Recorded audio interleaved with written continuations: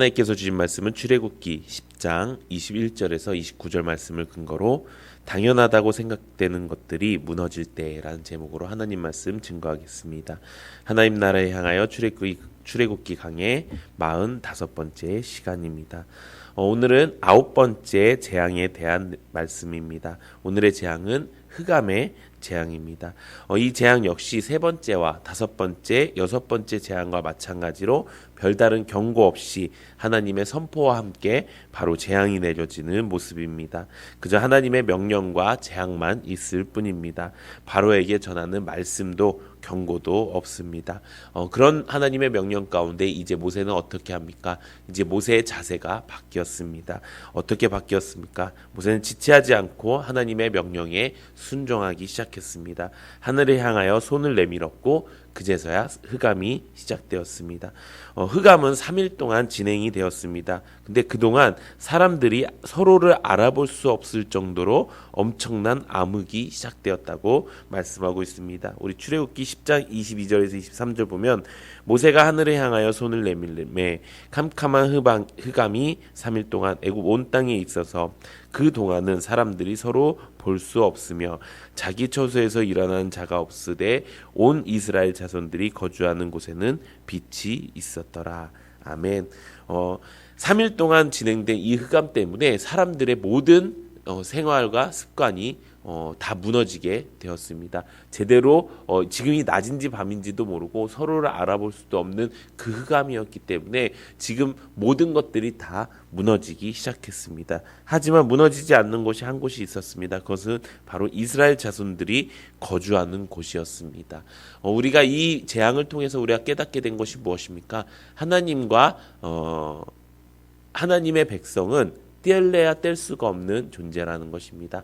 만약에 내가 하나님의 백성이다라고 하면은 하나님께서는 분명히 그것에 대한 정확한 구별함을 주실 것입니다. 그런데 내가 세상 사람인지 하나님의 사람인지 모르고 살고 있다면은 나는 애굽에 살고 있는 하나님 나라 백성입니다가 될 수 있다는 것입니다. 그런데 재앙은 어디에 옵니까? 애굽에 오는 것입니다. 그렇기 때문에 내가 지금은 애굽에 살고 있는 하나님 백성이지만 언젠가는 하나님께로 나아가겠습니다. 이 말은 소용이 없는 것입니다. 나한테 재앙이 내려지는 곳이 어디냐? 내가 그 재앙이 내려지는 곳이 있을 때 내가 그 자리에 있느냐, 그 자리에 있지 않느냐가 가장 중요하다는 것입니다. 그렇게 우리가 이 땅을 살면서 이제 더 이상 내 연약함을 내세우지 말고 나는 부족합니다 이렇게 말하지 말고 나는 할 수 있습니다. 예수님의 믿음이 내 안에 있는데 내가 할 수 없는 것이 무엇이 있겠습니까? 내가 그 믿음으로 내가 이스라엘 백성들이 있는 곳, 내가 하나님의 백성이 있어야 할 그곳에 내가 있겠습니다 라고 고백하면서 살아가시는 여러분들 되시기를 소망합니다. 이렇게 흑암이 계속되자 애굽에 온 사람들은 다 지치기 시작했습니다. 바로 역시 여기에서는 이제 더 이상 견딜 수가 없게 되었습니다. 그래서 이스라엘 백성들을 다 보내기로 작정하는데 여기서도 바로는 타협을 하기 시작했습니다. 출애굽기 10장 24절에 보면 바로가 모세를 불러서 이르되 너희는 가서 여호와를 섬기되 너희의 양과 소는 머물러 두고 너희 어른 것들은 너희와 함께 갈지니라 라고 말하고 있습니다. 이제 처음에는 어린아이들 이제 후대 자손들은 내버려 놓고 가라. 왜냐하면 그들이 잠재적인 이스라엘의 힘이 될 수 있기 때문에 그렇게 얘기했지만 이제 그래 그것까지 내가 줄게. 대신 너희들이 가져갈 수 있는 것은 너네들 사람들 뿐이야. 너네들의 양과 소, 너네들의 재물은 가져갈 수가 없어 라고 이야기하는 것입니다. 근데 여기까지 이렇게 이야기했으면은 어떻게 보면은 모세의 입장에서는 그래 이제 그게 뭐가 중요하겠어라고 생각할 수가 있습니다. 하지만 모세는 어떻게 이야기합니까? 담대하게 이렇게 이야기합니다. 출애굽기 10장 25절 26절 보면 모세가 이르되 왕이라도 우리 하나님 여호와께 드릴 제사와 번제물을 우리에게 주어야 하겠고 우리의 가축도 우리와 함께 가고 한 마리도 남길 수 없으니 이는 우리가 그 중에서 가져다가 우리 하나님 여호와를 섬길 것임이며 또 우리가 거기에 이르기까지는 그 어떤 것도 여호와를 섬길는지는 알지 못함이니이다 하나라고 모세가 담대하게 말하고 있습니다. 모세가 처음부터 이렇게 얘기했습니까? 우리가 알다시피 그렇게 이야기하지 않았습니다. 처음에는 모세 앞에 서서 우리가 지금 이제 하나님의 백성이 되었고 하나님이 우리를 선택하셨기 때문에 우리가 하나님을 섬길 것이고 그래서 사흘 낮밤을 걸어갈 수 있는 그 길로 걸어가서 우리가 하나님을 섬기겠습니다. 이 말도 제대로 못했던 모세였습니다. 그리고 하나님이 말씀하신 그 말씀 그대로도 전하지 못했던 모세였습니다. 그런데 지금은 어떻습니까? 이렇게 하나님의 말씀을 온전하게 전하고 또 담대하게 전하고 이렇게 멋지게 전하는 사람이 되었다는 것입니다. 이 시간이 그렇게 길지 않습니다. 그럼에도 불구하고 모세가 바뀔 수 있었던 이유가 무엇입니까? 모세가 점점 이 재앙을 통해서 하나님의 사람, 하나님의 편이 무엇인지를 정확하게 알았다는 것입니다. 그렇게 하니까 무엇이 생깁니까? 절대로 타협이 없다는 것을 알게 되었다는 것입니다. 그래요. 양과 염소까지는 내가 그래 우리를 내보내게 해준다니까 내가 그것까지는 내가 좀 양보할게요라는 말이 아니라 한 마리도 내가 남기고 갈 수가 없습니다라고 분명히 이야기하면서 내가 하나님께 드릴 것이 무엇인지 내가 알지 못하니까 당연히 나는 다 데리고 가야겠습니다라고 이야기하는 것입니다. 우리의 삶 가운데 당연하다고 생각했던 것들이 무너질 때가 있습니다. 지금도 그렇지만 밤이 오면 낮이 오는 것이 당연합니다. 또 내가 이렇게 살면은 이렇게 될 것이야. 노력은 배신하지 않아 라고 이야기하고 살고 있습니다. 그것이 무엇이라고 합니까? 그것은 신념이라고 이야기합니다. 하지만 그것이 무너질 때가 있습니다. 어쩔 때 무너지지요? 우리가 하나님이 누구인지 모르면서 살 때, 하나님의 백성이 혹은 우리 모두가 하나님을 모르면서 살 때 하나님께서는 그 모든 당연한 것들을 다 무너뜨려 버리신다는 것입니다. 그럴 때 우리가 해야 될 것이 무엇입니까? 우리가 하나님께로 돌아가야 된다는 것입니다. 하나님이 어떤 분인지 내가 지금 서 있어야 될 그곳이 어디인지 내가 분명히 알아야 된다는 것입니다. 여러분 지금 여러분들은 어디에 살고 계십니까? 이 땅에 살고 계십니까? 아니면 천국을 가기 위해서 이 땅에 잠시 머물고 계십니까? 내가 만약에 잠시 머물고 있다면은 내가 지금 쓰고 있는 것들, 내가 지금 하고 있는 것들이 그렇게 크게 중요하지 않습니다. 우리가 혹시 예를 들면 여행을 갔다고 생각을 해봅시다. 근데 그 여행을 가면은 호텔을 갈 수도 있고 펜션을 갈 수도 있죠. 저는 여행을 가면은 펜션을 많이 잡습니다.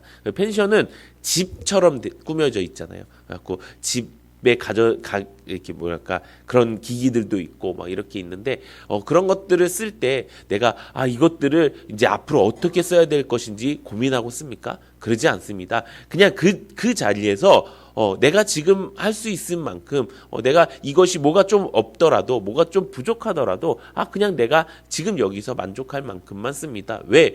우리 집에는 내가 쓰던 것들이 있기 때문입니다. 내가 평생 써야 될 것들이 있기 때문입니다. 잠자리가 좀 불편할 수 있습니다.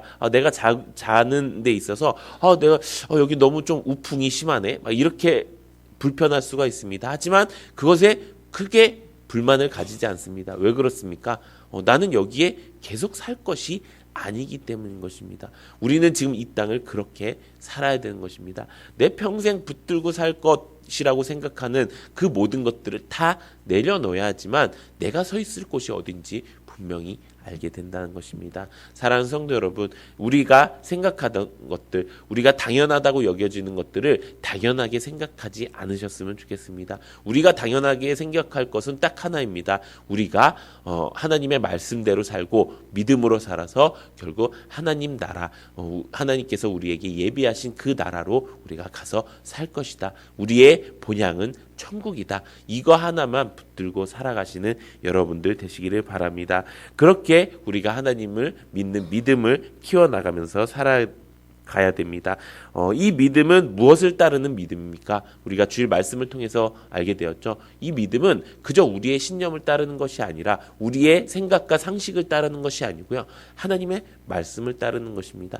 이 말씀을 주신 것이 우리에게 가장 큰 은혜인 것입니다. 예수님을 하나님께서 보내주셨죠. 그래서 예수님은 무엇을 하셨습니까? 십자가에 못 박혀 달려 돌아가셨습니다. 그리고 3일 만에 부활하셨습니다. 근데 그 중간에 한마디가 있습니다. 3일 만에 뭐라고 어떻게 부활하셨다고요? 말씀대로 부활하셨다고 말씀하십니다. 그리고 예수님께서 하시는 모든 사역은 주 하나님의 말씀대로 이루어진 사역이었습니다. 하나님께서는요, 처음부터 끝까지 말씀 안에서 행하셨고요, 말씀 안에서 이루셨습니다. 그리고 그 말씀을요, 지금 우리에게 전하여 주시는 것입니다. 근데 많은 사람들은 이렇게 생각합니다. 이게 이렇게 문자로 한글로 적혀져 있으니까, 이게 다른 책들과 조금 다르긴 하지만 그래도 책이라고 생각을 하니까 이게 그냥 다른 책들 중에서 가장 잘 만든 책, 잘 쓰여진 책이라고 생각하는 사람들이 너무 많다는 것입니다. 그렇지 않습니다. 이 한글을 우리가 읽을 때, 이 책을 우리가 읽을 때 내 마음속에서 만약에 내 상식과 지식으로 내가 이것을 받아들인다면 전혀 아무런 일도 일어나지 않습니다. 무엇으로 읽습니까? 내 안에 계신 성령 하나님으로 읽는 것입니다. 그 성령 하나님이 내 안에서 그 말씀을 온전하게 받아들일 수 있도록 그 마음을 주시고, 그 마음을 통해서 우리가 믿음이 생긴다는 것입니다. 그렇기 때문에 의심하지 마십시오. 하나님의 말씀인 것을 의심하는 순간 무너지게 되는 것입니다. 그 순간 내가 당연하다고 생각했던 것들이 무너질 때 나는 세상 편에 서 있는 사람이 될 것입니다. 우리가 이 말씀을 온전히 붙드는 우리 모두가 되기를 소망합니다. 두 번째 우리가 해야 될 것은 바로 이 믿음을 그냥 냅두는 게 아니라 담대히 선포해야 된다는 거예요. 하나님의 말씀을 우리가 알고 이제 내가 그것을 믿었어요. 근데 믿음으로써 끝나면 안 된다는 거예요. 어저께 이제 박주 목사님께서 하신 말씀이 믿음이, 그러니까 내가 이것만 해야지라고 생각하는 것은 솔직히 말해서 아무것도 이루어지지 않는 삶인 거예요. 어떻게 해야 된다고요? 우리가 직접 그렇게 행동해야 된다는 거예요. 그래갖고 사람들이 어떻게 말씀대로 살아라고 이야기하는 그 말씀에 그래서 어떻게 말씀대로 살지 않을 수가 있지? 그리고 그렇게 사는 것이 맞는 것이야. 솔직히 말해서 어떻게 말씀대로 살지 않을 수 있지라고는 말하지 마십시오. 생각만 하십시오. 그거는 싸우자라는 거니까 그거는 뭐 말해도 되기는 하겠지만 그걸 말하기보다는 말씀대로 사는 게 얼마나 더 귀한 일일까? 말씀대로 사는 게 더 값진 일이야. 그렇게 얘기하면서 어떻게 말씀대로 살지 않을 수가 있지? 난 그렇게 이제 더 이상 못 살겠어 라고 하는 그런 담대한 선포가 있는 것. 모세가 바로 앞에서 이제 청산유수처럼 말했던 것처럼 우리가 그렇게 이야기할 수 있는 우리 모두가 되기를 소망합니다. 내가 만약에 확신이 있다면, 믿음이 있다면요, 그것을 말하기가 어렵지 않을 것입니다. 내 아이에 대해서 혹은 내 몸 안에 나에 대해서 제일 잘 말할 수 있는 사람이 누구입니까? 사람으로서는 나일 것입니다. 그런 것처럼 내 안에 있는 그 믿음을 설명하는 데 있어서 다른 부가 설명이 필요 없는 것입니다. 나를 봐. 내가 나만큼 해봐. 그리고 나처럼 돼봤으면 좋겠어. 너가 나를 알면은 이걸 꺼내서 보여줄 수도 없고 라는 그런 말들이 내 안에서 풍성히 퍼져나왔으면 좋겠습니다. 그것이 하나님께서 원하시는 하나님의 백성다운 삶의 길이라는 것입니다. 사랑하는 성도 여러분, 여러분들의 삶 속에는 하나님의 빛이 비춰지기를 예수님의 이름으로 축원합니다. 그래서 그 삶을 통해서 내가 하나님의 말씀이 나의 빛이 되고 나의 등이 되어서 내가 걸어가는 그 길 가운데 하나님의 말씀을 담대히 선포할 수 있는 우리 모든 성도님들 되시기를 예수님의 이름으로 축원합니다.